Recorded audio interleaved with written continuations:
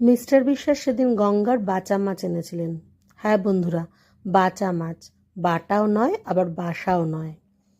পরিষ্কার করে তা ধুয়ে নিয়ে নুন হলুদ মাখিয়ে নিয়েছি।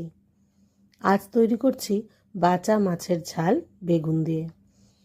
মাছে এবং বেগুনে নুন হলুদ মাখিয়ে রাখলাম। আর একটা মশলা রেডি করব।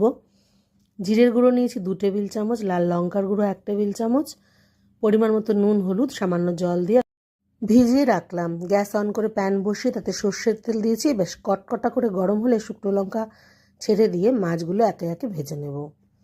খুব বেশি কটকটে করে ভাজবো না, জাস্ট উল্টে পাল্টে নামিয়ে নিলাম। এখন ওই তেলেই নুন হলুদ মাখানো বেগুন ভেজে নিচ্ছি। ফোড়ন দিচ্ছি কালো জিরে আর মেথি। এখন ভিজিয়ে রাখা মশলা দিয়ে দিলাম এতে। খুব ভালো করে তেল ছাড়া পর্যন্ত কষে নিয়ে গ্রেভির জন্য উষ্ণ জল ব্যবহার করেছি। তারপর ফুটে এলে মাছ আর বেগুন দিয়ে একটু নেড়ে ওপর থেকে ধনেপাতা কুচি ছড়িয়ে নামিয়ে নিলাম। বাঁচা